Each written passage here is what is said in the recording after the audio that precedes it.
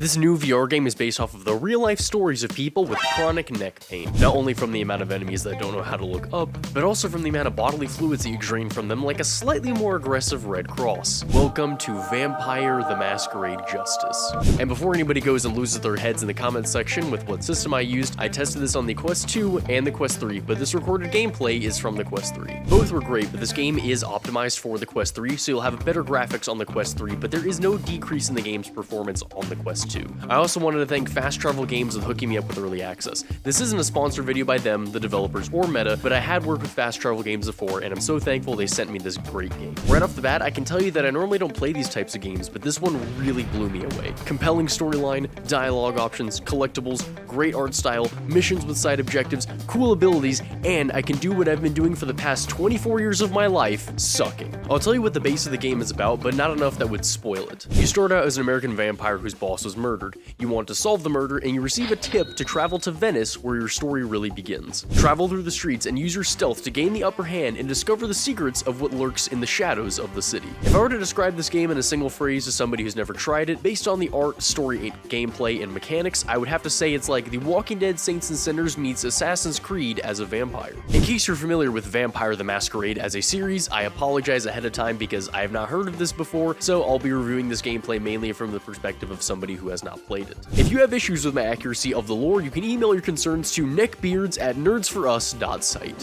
What? Bro, what are you talking about, man? And if you're worried about difficulty in this game, don't worry, because I died plenty of times. It could have been from a lack of skill, but I doubt it. Each mission has a main objective as well as side objectives to complete. The main objective may be to go talk to somebody or plant evidence, but each main objective has two side quests like don't be detected, don't take damage, or others. As of the time of me making this video, I have actually yet to complete any side objective if that plays into how difficult this game can really be. The difficulty stems from how weak you are and the blood that your abilities use. You can use awesome abilities like exploding people's heads, laying underworld traps like you saw earlier in the video, but all of these use blood. The game calls it hunger, but the mechanic operates more like an energy bar, because if you run out of blood, you don't die. You just won't be able to use any of your special moves. So it's a balancing act to decide if it would be more useful to kill people with your abilities, or getting close to drain their blood and risk being caught to refill your hunger. Because the kicker is you can only drain blood from live victims. And when all else fails, you can give your enemies the old 1-2. That's what I'm talking about. I also enjoy the skill tree that you use to unlock perks and the upgrades to existing perks through points that you gain during the missions,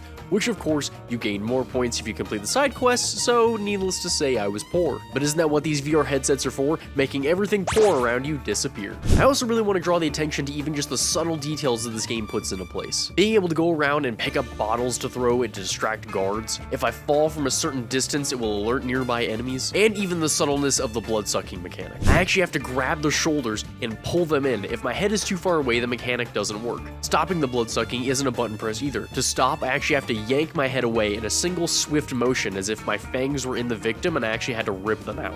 If you pull away your fangs at the right time, you actually get a bonus boost of refilling your hunger. The game also spawns in civilians occasionally, so you don't have to sneak behind everybody. And if you can't find anybody to suck, I mean drain their blood, you can always refill some of your hunger with a rat snack. This game is so good just from the limited amount of time that I was able to play it that I might actually have to remake my top 10 favorite VR games list just to fit it on there. I would have to say I really only have two major gripes about the game. One is that I can't dispose of any bodies. I tried to pick up one of the bodies and interact with it, but for some reason I just couldn't. It just kept moving it around a little bit, but not enough to where I was actually able to pick it up or sweep it anywhere. That, and with the game looking as good as it does trying to run on the standalone Quest, it has loading times that rival most original Skyrim loading times.